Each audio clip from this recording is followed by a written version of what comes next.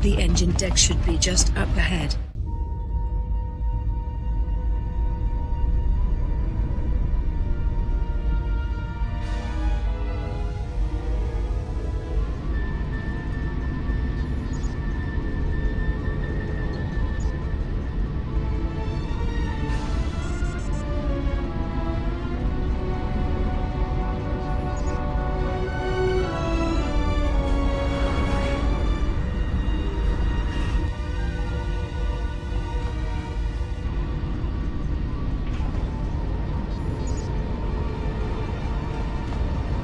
Miss me?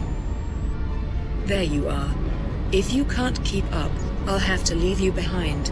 Follow me. We need to leave. I hear you. Let me look around. I think you've done enough of that already. We need to go. Now. Just say the word. I just did.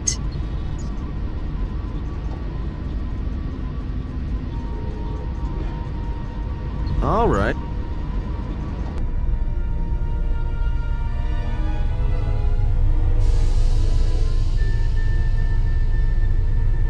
Tell me you're joking.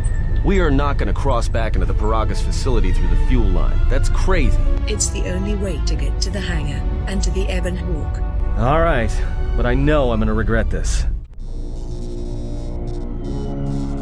I sense you, my master. Faint. Weak. Your senses betray you, as you betrayed me.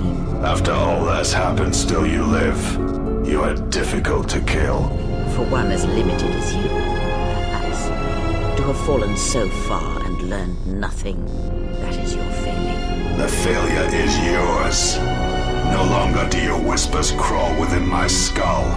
No longer do I suffer beneath teachings that weaken us. And now you run in search of the Jedi. They are all dead, save one. And one broken Jedi cannot stop the darkness that is to come. Perhaps we shall see.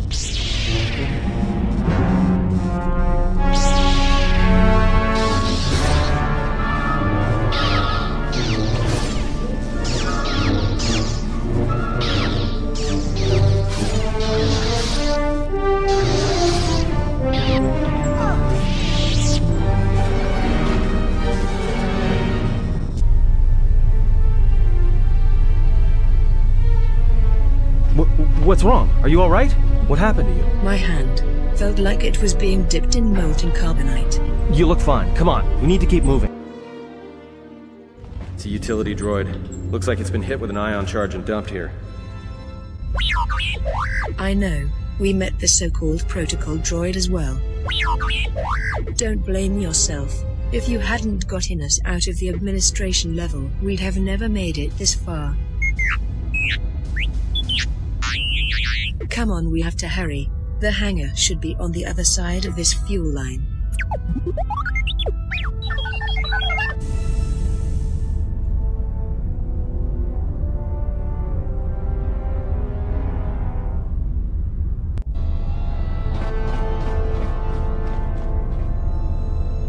This door's magnetically sealed. I can't believe this. The ship's right out there and we can't get to it.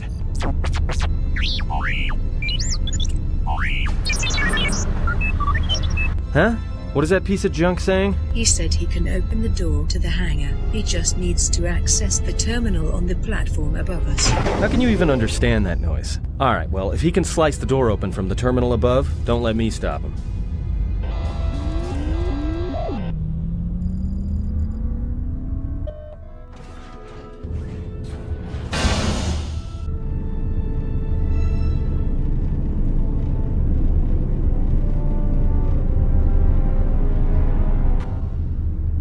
We have to get to the ship. There are Sith troopers right behind us.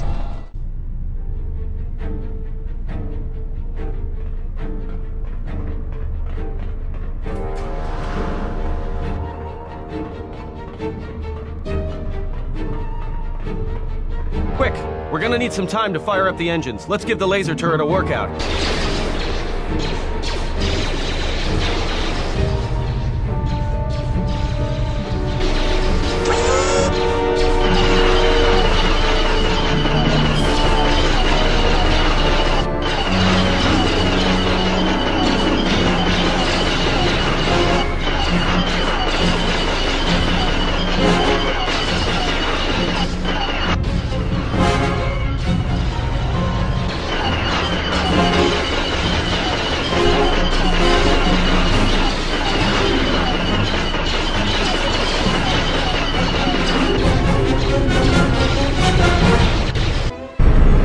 right, let's get out of here.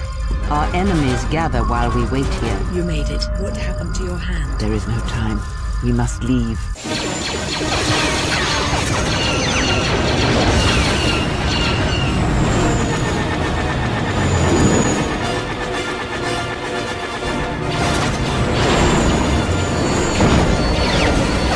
Hold on. This is gonna get a little rocky.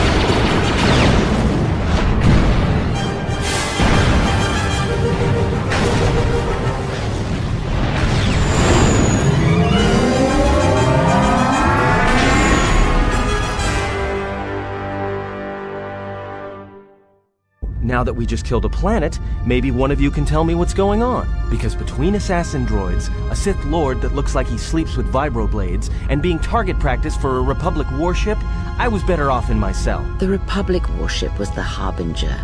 It was seized on its way to Telos by the Sith. They sought you, Jedi. You were difficult to find, but coincidence was on our side. When I learned that you were on the vessel, I knew the Sith would not be far behind. When we intercepted the Harbinger, it was crippled, drifting in space. It was a simple matter to board the vessel and rescue you. Unknown to me, however, the Sith were already on board. Just as we made the jump to hyperspace, they fired upon us, nearly destroying the Ebon Hawk. So we got away from the Sith, but now we need a plan to stop them. That is not an easy question to answer. This threat is greater than you know, and I do not believe it is a battle that can be fought. But if we don't stop them, they're going to keep coming. Look, enough with the we already. We cannot hope to triumph against them alone. To stop them, you will need weapons, allies, and a teacher. In the end, I fear it may not be enough. You fought in the Mandalorian Wars, and it cost you everything. Are you willing to sacrifice as much again? The Mandalorian Wars were my choice, but this time it is self-defense, not war. You are not listening to me. This is not like any field of battle you have ever fought in. Think carefully on your choice. If you choose to fight, if you choose war, it is a path few turn from once the first steps are taken. It carries with it a terrible price. And in the end, you may find you have nothing left to sacrifice. I turned away from war once. I can do it again. Besides, if we do not try to win, then we have already lost. Your fool's words echo of a Jedi. You have much to learn, but we have spoken long enough, and my wound pains me. If you have other questions, find me in the crew quarters. There we will speak more.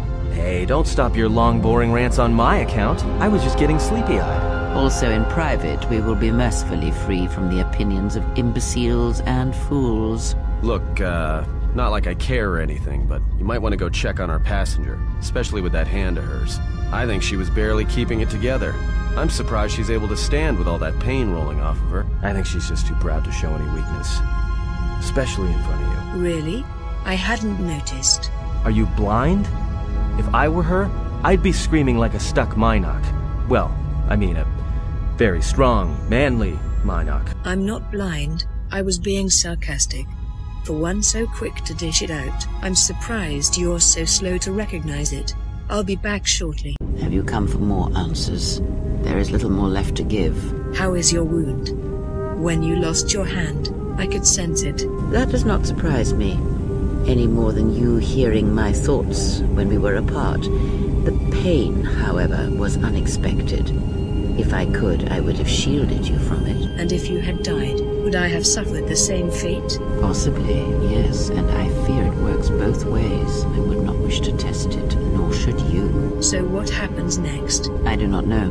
The Sith struck more swiftly than I thought, and they will not stop until they have you in their grasp.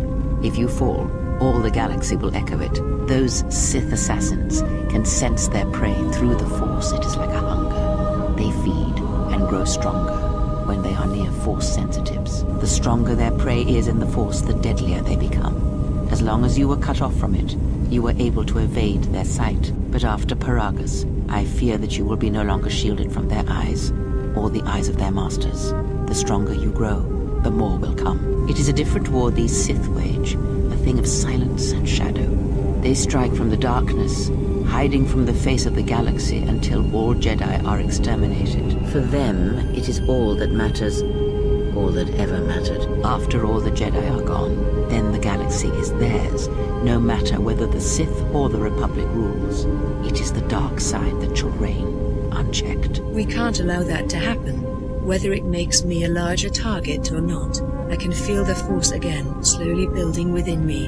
If my suspicions are correct, perhaps the damage the Jedi Council did was not as permanent as they thought. It is not an easy thing to cut one off from the Force. Such a thing has been done before, when Jedi have pronounced sentence on their own and exiled them as they did you. If the Jedi can sever someone from the Force, then there must be a way to reverse it. It is possible that such a thing can be undone. Our link may have had other consequences.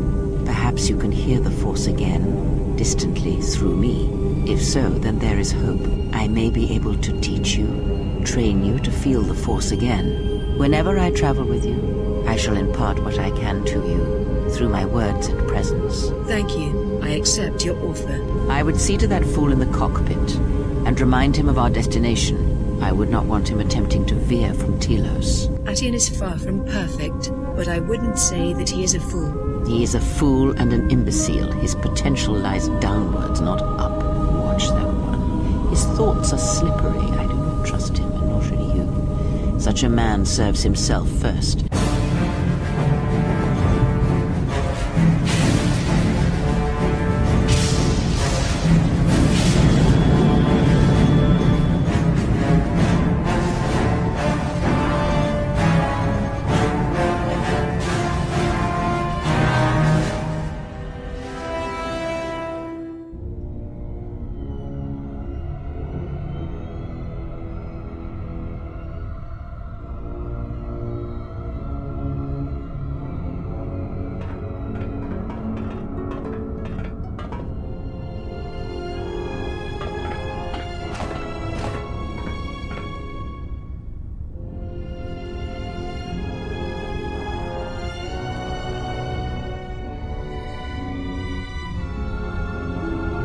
The Jedi Order is finished. I did what with all your power you could not do.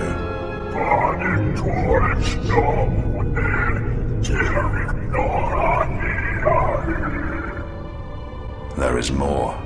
Darth Treya yet lives. You did not kill her as you assumed.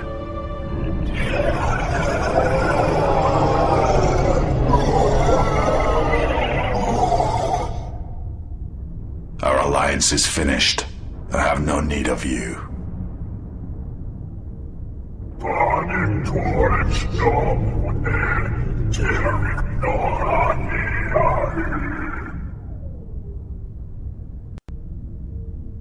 I have never needed you.